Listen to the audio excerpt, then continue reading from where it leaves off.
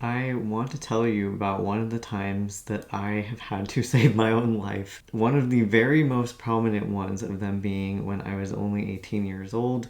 My teenage self accepted a part of me that I hadn't accepted for my entire life beforehand, but now granted me the rest of my life in a way that I have now basically had a second chance. I feel like at being not only alive, but now me. Yes, that was when I realized that I didn't need a permission slip to be transgender, that if I was relating to that, then maybe that fit me. Ultimately, in accepting that part of myself and seeing that I wasn't some monster, I have now lived to create all these books behind me, and I have a lot of plans to continue to do so. This all started with this comic right here, technically my second comic, but one that most people know me by because I am an LGBTQ plus author and artist who writes about queer and disabled characters, since that is my lived experience, and oftentimes they are in some type of romance. They're a trauma survivor of some kind. I love talking about both deep inner work within ourselves and the relationships that are formed when you have authentic connections with somebody, and how healing that can be. So you could probably already hear how that really relates to my experience, but I don't often talk about my personal life, and I felt like this 10th anniversary would be a huge deal because yes, 2 years after I initially had this start of my revelation where I would continue to accept myself, when I was 20 years old, I started my first dose of testosterone. That was on January 11th, 2016. So it is again January 11th, 2026, my T birthday, and I feel like I'm 10 years old. No, I wanted to take you on the journey thus far, all the way from how it has impacted my career to literally just my health recovering in a way I didn't think was possible. Most importantly, my mental and emotional health, which, you know, it really does make an impact to accept yourself.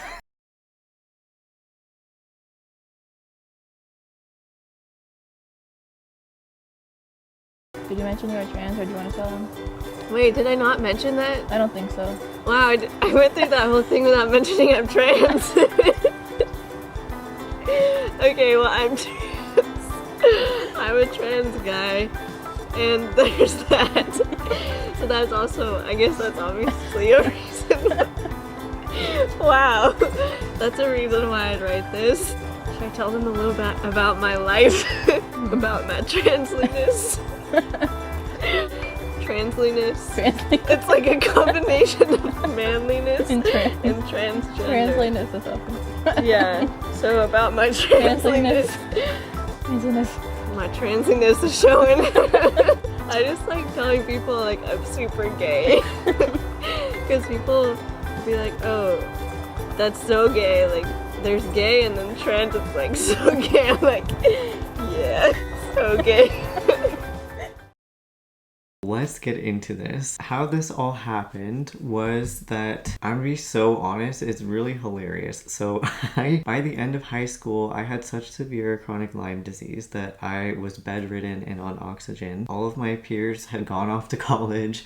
I was reading manga, trying to get myself re-inspired by using my little drawing tablet on a bed tray in my bed, because that was my life. Once I started reading yaoi,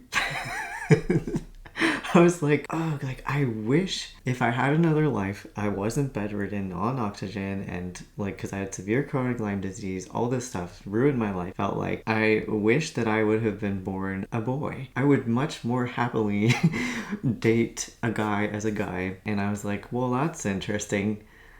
And when you spend a lot of time on the internet, rather than being influenced or whatever the fuck people say, I was given hope and understanding for something that I was literally suffering with since I was, like, as far back as I can remember, a toddler. Somewhere in there I looked up something like I've been trying to remember for the past 10 years, I swear. I first looked up something of like, is it possible to be a guy if you're a girl? And that was, my world was opened up. So eventually I did land on a lot more research about this that was scientifically backed, and it wasn't like, oh, this convinced me to be this way. It was like, what? Like, my life makes sense all of a sudden. And I've been suffering this whole time for no fucking reason. Like, literally, I feel like my whole life I experienced so much depression, anxiety, blah, blah, blah. Like, partly because of trauma, but also the trauma of not feeling connected to myself. Little River always had problem with misogyny. Like, and I'm not talking about like, oh, like this is unfair, because obviously it's unfair. It was a deep upset because I felt like I don't even want this to be put on me. Like, I don't even relate. I don't like the label, and it wasn't because it was discriminated against. I had a lot of examples of strength in women and all these things where people are like, oh, like women aren't blank. Like, I had an example of it. So it wasn't that. It was that I felt like an extra intense unfairness to where it was traumatizing to me to an extra degree, because I felt this disconnect that I didn't know or understand. I thought I was a weirdo. I didn't realize that I was feeling this in a much more severe way than anyone else that I was growing up with who wasn't also ultimately transgender. So once I started to accept this and gave myself that permission slip, because I felt like any very small, very bad representation I ever heard about trans people was completely misconstrued, and I thought like maybe I would be able to have this revelation somehow from when I was young, otherwise it wouldn't count. And the thing is, I did have those revelations. I came out as a tomboy to my friends, but then everyone was like, oh, like you don't seem like that or whatever, just because like that wasn't what my existing closet already was. And so I was like, well, I guess I can't be that way. And it was like devastating to child me that I couldn't be that way apparently. So I had a lot of evidence for a long time, but I didn't feel I had the quote unquote permission. Giving myself that permission opened up my world to where I literally was able to get my physical health back to where I could go to college. I could live the rest of my life. Before then, a lot of us were wondering if I was even going to survive at all, including myself. I mean, yeah, now my baseline for when I get really sick is like leagues higher than that. So even if I am still disabled, that really changed things. And a big part of that wasn't just accepting myself, but also being on testosterone. Once I acknowledged all these things, it was like, okay, now I've identified a key problem that I've had. In these 10 years, I haven't gotten top surgery and I haven't gotten bottom surgery, but I don't think that I would have been able to stomach this life without taking testosterone, to be quite frank with you. So it has really had a quality of life impact unlike pretty much anything else that I can think of in my lifetime. It kind of gave me the power to take back my voice, because I had silenced myself, which I think is pretty common for a lot of trans people, but also people who have experienced misogyny and illness and a lot of different trauma. So that was amazing. So literally my physical voice bothered me so much until I came out to myself. As it was deepening, I was like, oh, I feel so much better. And honestly, I will say some of the different changes, I feel like I could make them more extreme if I wanted to. For example, if I ever decide to work out, I would build muscle. I could look more like that, but it would be because I would be working out. So certain things that are like quote unquote feminine or whatever, I'm not like bothered by. Just that in itself makes me feel like, yeah, this was the right decision. And I've never stopped feeling that way. In fact, I've more just seen like, okay, this is like a big deal, and it is horrible of how much people are dissuading people from thinking otherwise because it was life and death. It is a life and death issue. Like, as a child, I had all sorts of depression, anxiety and stuff, and a lot of that I literally don't have to deal with, except for the parts where my brain is now coded that way because of how it raised itself to be that way, you know what I mean? A lot of people get very curious about body changes, so let me just talk about that. The way that I started on testosterone was that because I have such severe dysphoria without it, it was very apparent to my doctor of like, okay, you're the type of person that I would start you on really quickly. So you would take like a higher initial dose because that kind of mimics puberty, where those hormones experience like a surge. And so we mimic that surge for about 6 months to a year and then tapered down to what my baseline would be, like trying to find what my baseline was, how I would maintain my testosterone the rest of my life. A lot of people misunderstand this as like you're getting rid of estrogen. Like everyone has all hormones, all sex hormones in their body, okay? So, and you need them. So if you're low on them, that's bad. But if you spike testosterone like that, the reason why like bodybuilders and stuff might then start to grow more chest tissue is because testosterone converts to estrogen once it like hits its limit, you know? Your body converts excess into estrogen. So that isn't the plan ever. It's just like he was building my body up by giving me a higher dose, and it was allowing me to experience changes faster so that my suffering was shortened. And it worked really well. A lot of things changed in that first year that were very exciting. Any types of negative things were due to also genetics with my own body or other unrelated mental health things. For example, a lot of people get acne, but mine was very cystic because I think that that is very common in my family, and because I was picking at it because I have body focused repetitive behaviors, which I didn't know were as much of a problem. Like I thought this was kind of normal, but I picked my skin so badly that it scarred my face. What happens is that a lot of people, you're growing a lot of hair on your jaw, so it's usually centralized to your jawline. But because I was picking at it, then it was creating scars. And I feel like also prolonging the amount that it was breaking out because now it's not. And my body did get used to those different oils, the testosterone. Like you have more, your body just gets oily. I don't know how to describe it. Like you need to shower more, okay, guys? You need to shower more. You like really need to shower more. The first like month I was like, oh, like my back has oils. Like I never experienced that in my life.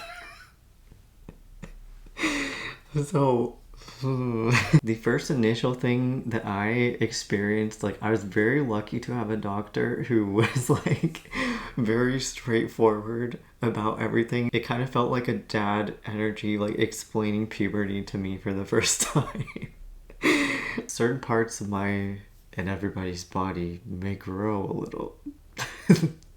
I was like, oh. But obviously I knew that before starting testosterone. It's just that I was just appreciative that he explained all that. So if you're thinking about it, I would get someone's personal experience because I don't like talking about my reproductive parts on the internet. I will say that like even without top surgery, I do think my chest is pretty flat, so I haven't felt the need to get top surgery. Part of it is because I'm just a very thin person genetically, and because I have Crohn's disease, so I don't hold on to nutrients or fat or protein very well, which is actually a big problem. I might still get top surgery someday, but I don't want bottom surgery, and honestly most trans people that I know don't really want it. That could just be my personal circle, but I'm one of those people who are like, I'm not like hating my body parts per se. It's more of like this feeling where I just had such a disconnect, and then with testosterone I felt like so much more like myself in every single way. It just like unlocked, I feel like, my honest self. So yeah, that means that I still have my uterus and everything. I could still have a baby. Trans guys can have babies. I'm getting kind of older, so I don't know, and I'm also worried about this country. Like I feel bad raising a kid in a place where they could get shot at school. I could homeschool my kids maybe, but then I'd feel bad not letting them have a variety of connections with a lot of different people.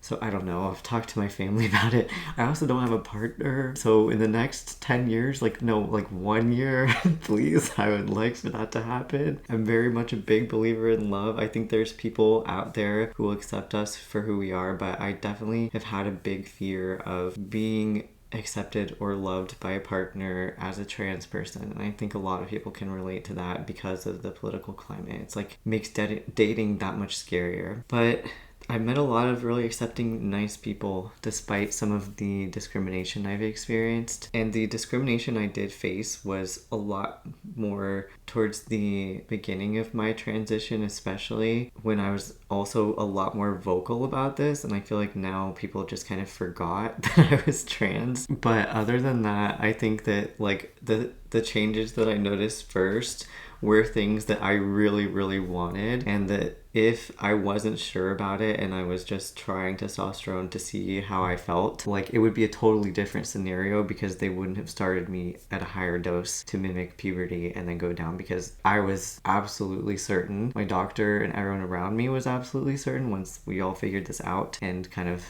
lifted away the biases. I had my own biases, like we grow up hearing transphobia that I had to work through and understand and recognize in order to accept myself and literally rent my life back. I know a lot of people are still stuck in that place. They literally just don't talk to any of us. They don't know what we're experiencing because they don't experience it, which, like, good for them.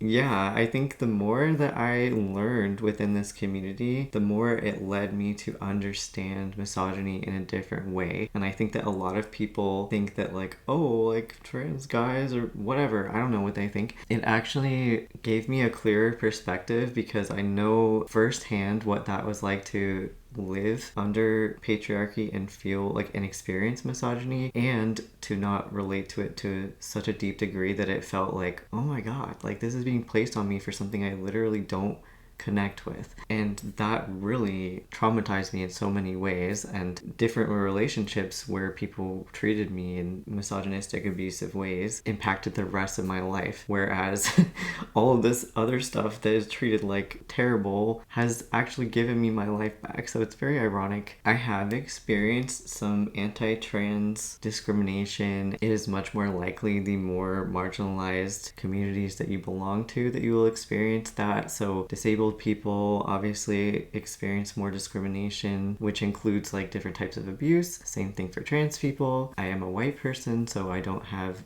the aspect where people are racist. Like, it's not somebody's skin color that causes the problem, it's racism. Like, it's other people's racism that causes the problem there. So I really want to acknowledge that, because a lot of people in the trans community experience all of these different things at once. If not like just being trans, like you probably are also disabled. Like, a lot of us are also disabled. So in a way, I do feel like I have hope for our community because of how much we face in terms of that. Like, we are very resourceful. We have survived a lot throughout history, and that in order to accept ourselves, I do feel like that gives us strength. Like, it unlocks a type of strength within all of us that would be there if we accepted ourselves for who we are. And we're like a walking representation of that. Sometimes that makes people really upset because they feel like, well, I don't have that, so you shouldn't have that. Like, you know, sometimes people get like that. I feel like that really comes out when it comes to trans people. I would like us to continue supporting each other in every way, because I feel like I can't control how other people discriminate against us by this point. The only thing that I can do is continue to be authentically myself and share my experiences, and it's up to them to decide if they're going to continue to be ignorant. But it's also, since it has been misunderstood and talked about in such an incorrect way for so long, it's easy to use us as a target because we're also a very small community. I am honored to be someone that hundreds, if not thousands of people have told me that my stories are some of the first that they've ever read with a trans character, since I had started writing it over 10 years ago and publishing it online. So I'm very honored by that, and I would like to continue to write trans stories. I have been all this time. I do feel like there's a little bit of a disconnect if my characters aren't quote-unquote obviously trans. Like, for example, if I'm not writing a 101 type of story that I would consider this comic to be and it's something more of like My Shy Alpha, where you look at this, the main characters, they look like a cis straight couple, but they're actually bisexual, and they're also like their werewolf genders because they're werewolves, their werewolf genders are bigender, so they're trans as well. But I wanted to start creating more stories like that where it's woven into the plot line and part of their lives, and you get to see these characters just living their lives and having these heroic stories or incredible love stories without that having to be like, oh my god, they're trans. Like, that's not like the central focus. I love those stories too, don't get me wrong, but like basically I saw some gaps, like, because like when you are in LGBTQ plus community, and especially the trans community, you can see all these boxes that we're all put into. I was just really seeing with the transphobia I was experiencing and hearing online between all of your support because I had this comic, and then I did a Kickstarter for this one, and when I was advertising for this, it was kind of picking up some momentum, and I was like, wow, like people really are behind, not just in terms of transphobia, but just generalized misogyny in every single way that hurts men, like cis men, just as much as anybody else. That's kind of why I was like, okay, I can still write about trans characters or characters who relate to the trans experience, but they might appeal also to people who are cishet, or for now at least identifying that way, help people feel more heard in terms of misogyny, since it's such a topic that is just very deeply ingrained in me to think about. I am a little bit frustrated because I do feel like over these 10 years, if I don't write a trans 101 story, that it's kind of made my stuff invisible. So in terms of, I'm not counted as a trans author almost, but I do think that a lot of that is my own problem. So I am hoping and planning for the next 10 years to be more vocal. I've written a lot of stories that I put on the back burner that are saved in my personal library of things to publish with trans characters that are very much so in the forefront. So I'm going to keep publishing those. We need so much more of these stories where people are just existing in all different marginalized identities. So I'm happy to be able to provide that thanks to your support. And yeah, I'm excited to see where the next 10 years go in terms of that. I have no idea what it's going to look like with our current climate and everything, but I'm lucky to have met so many people who accept me, had family members who accept me, other family members who felt like it was safe to come out after I came out, which touches my heart in a way that I literally cannot describe. Makes me very emotional, and I'm just very honored to be that person in any way. So that's my goal, to continue being that person for people, just as an example that it is possible to live and have hope again. As a summary, I do think that that is the number one change I have experienced, where I do feel hope and I do have complete drive to live that I feel like I didn't have beforehand, that I want to share in my short life here, all of our short lives here with you, the things that I create during this time. So thanks for being here to share this experience with me and to witness those things. If you are interested in supporting me in any way in what I do, you can also order any of my books online. I have a website, but they're also in global bookstores. I really appreciate your continued support. That is the main thing that helps keep me being able to create. I have weekly streams on Twitch at least once a week, sometimes 2 or even 3, 4 times a week. And I also have 2 YouTube channels. One is my old channel that I have a lot of old videos about my transition on. And then now I'm using as a VOD channel if you want to rewatch my Twitch streams. And then this channel, my author channel, which I talk about all of my books and writing and how it relates to being queer, how it relates to being disabled and trauma survivors, all this stuff. So I have a lot of fun chatting with you. I am thinking of you. I hope you can stay safe and find communities where you know that you are loved, because I care about you. I know that there are people who care about you, and if there are people out there. I do feel like we owe it to ourselves to give ourselves that chance to put ourselves out there as authentically ourselves. I hope that this gives you a little courage to do that. So have a great rest of your day or night wherever you are in the world, and take care. I will talk to you soon. Bye for now.